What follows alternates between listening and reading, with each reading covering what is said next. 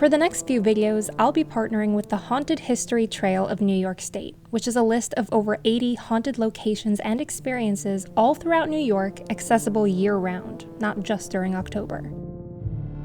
But since it is October, what better way is there to celebrate spooky season than by staying at a couple of haunted hotels?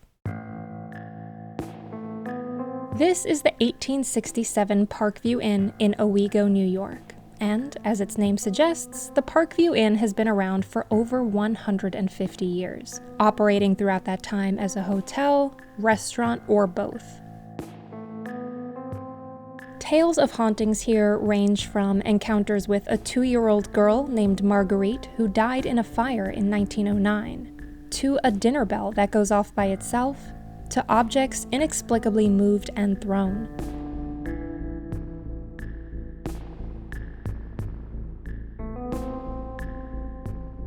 The hotel is newly renovated, and for a haunted place, it actually feels pretty comfortable and cozy.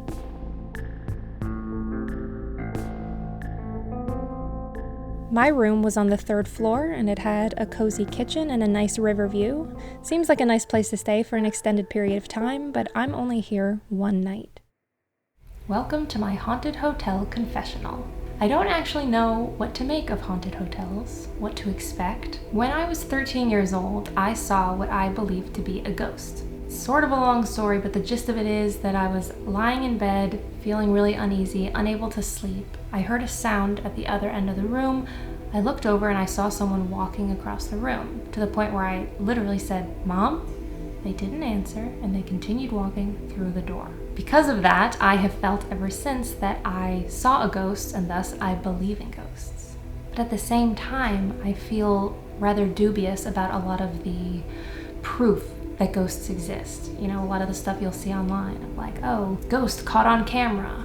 I'm always like, okay, but is that really a ghost? All that being said, in honor of being at a haunted hotel, I have 2 technological tools with me that I want to try and use just for the sake of having done a small paranormal investigation, because when in Rome, look for ghosts. I have a flashlight and a voice recorder. You unscrew it just enough.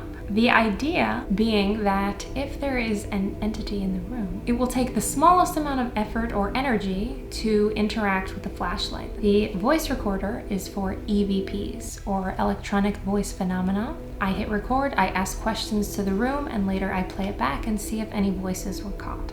These are all things that I saw on ghost hunting shows, so bear with me. I am an amateur. Let's hit the lights and give it a shot. Is there anyone in the room? If you're in the room, can you please touch this flashlight? If you touch the flashlight, hopefully the light will go out, and that will help me to know that you are here.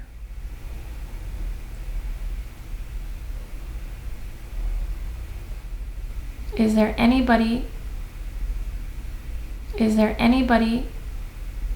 If you are in here, can you please tell me your name? Is there anything you would like to say? Well, as of now, nothing happened. I didn't notice or sense anything. If we heard anything on this, it'll be edited in, so you know more than I do right at this moment. But I'm gonna get ready for bed now, and I will check back in the morning and let you know how the night went.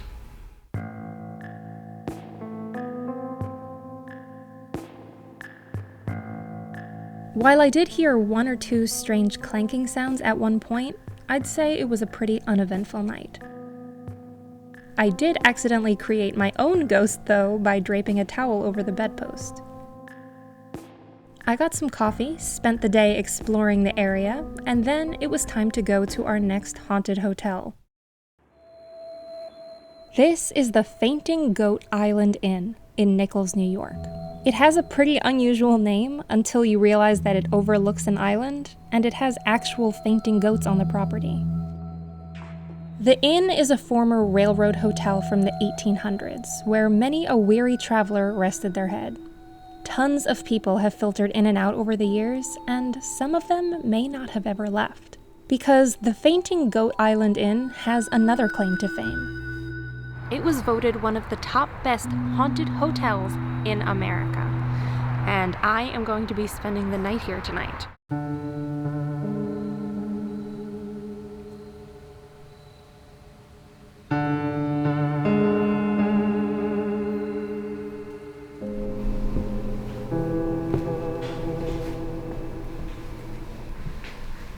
Inside the inn is pretty close to what I imagine when I think of a real haunted house. It's got creaky floorboards, it's got this guy, it's got tons of spooky old photos. All the guest rooms are on the second floor, past this creepy doll gatekeeper. The ambience alone had me a bit on edge. So many eyes of those long since passed.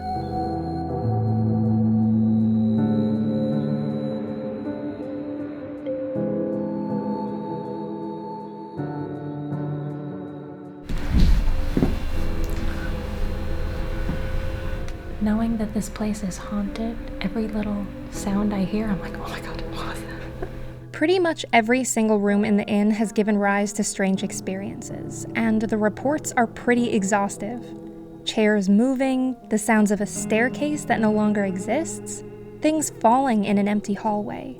Guests have felt their feet being touched while lying in bed. They've felt pinches, seen phonographs spinning on their own, dolls moving their arms and heads, rocking chairs rocking on their own, even seen glowing white figures.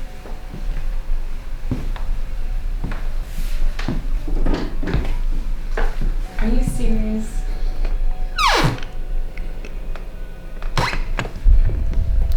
It's not funny.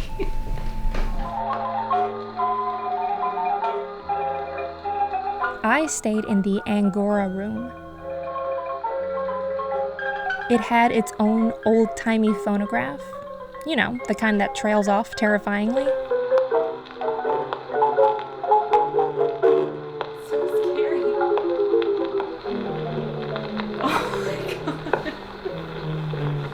That is straight out of a horror movie.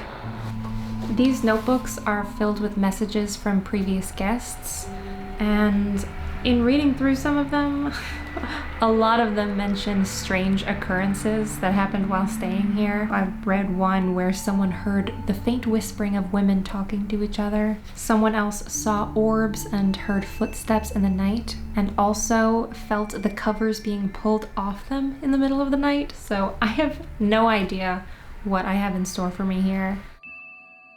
Now it's time for a small investigation, and I apologize in advance for the sound of nearby cars.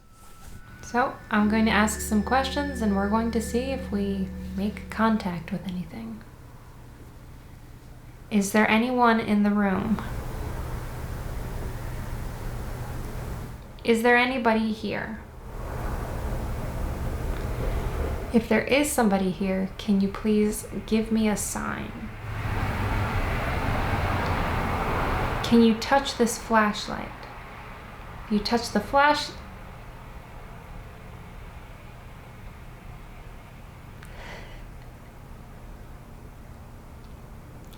If you're still here, can you touch the flashlight again?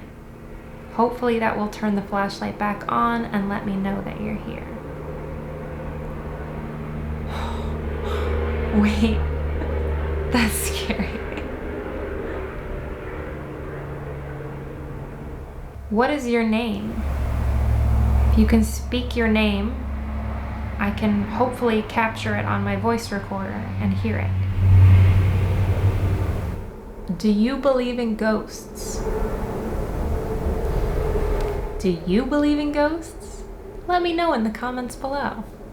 And while you're at it, hit subscribe. Stay a while. Just like the ghosts, stay here a while. That was terrible. If you're still here, can you turn the flashlight off? If you touch the flashlight, it should go off.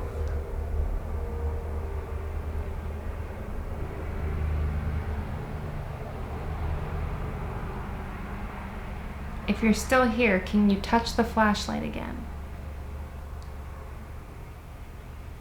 We lost it. Well, that was it for my very basic paranormal investigation. Now I'm gonna go to bed, and in the morning I'll let you know if anything happened in the night.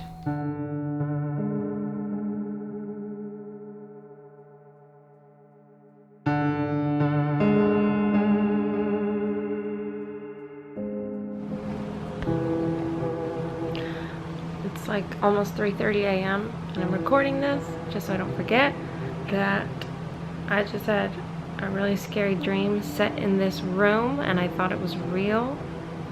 And like, this sort of thing doesn't happen to me. I don't really get nightmares like this. First, it started with hearing a creaking door. It sounded like a nightstand on the far side of the bed slowly creaking open. I think I read about something like that happening to someone else. That's like the spooky thing that happens. And so I just appreciated, okay, that nightstand door is going open. But then it felt like someone was taking the covers and grabbing the covers and me and like pushing me in closer into the middle of the bed. And it was terrifying and I was trying to call out, but I couldn't.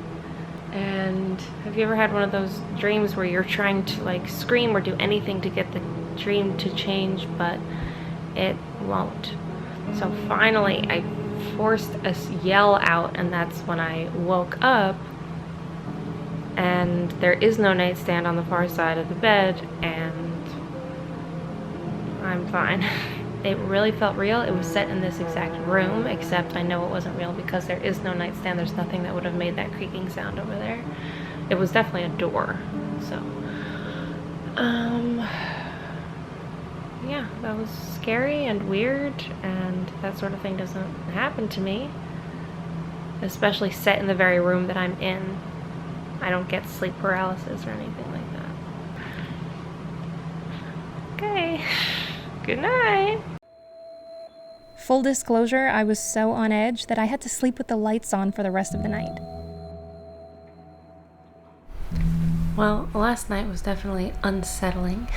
There were these two dark figures just jostling and pushing me into the middle of the bed. It was really aggressive. And also the other weird thing is that I am pretty sure that I was woken up by the sound of the creaking door. If there are levels to a dream, I was asleep. I was woken up by the sound of creaking, and that's why it felt so real. It felt like I'd been woken up, and I was like, oh, that's one of those spooky sounds that you hear and attribute to ghosts, even though it's not ghosts. And then the jostling started. So I don't know what that was. I'm sure a dream isn't a sign of a haunting, but maybe it is. Though that is what Freddy Krueger does, so...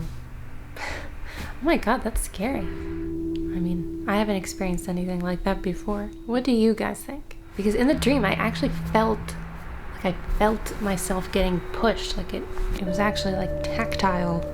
I don't know. Maybe this place is haunted. Anyway, let's hope that's the last time I wake up screaming. I would love to hear your thoughts on all of this in the comments below, and tell me whether you've ever spent the night at an allegedly haunted place. I really don't know what to believe, but I think I'd like to venture back here someday and see if I experience anything else. Thanks so much for watching. Don't forget to hit subscribe, and I will see you next time.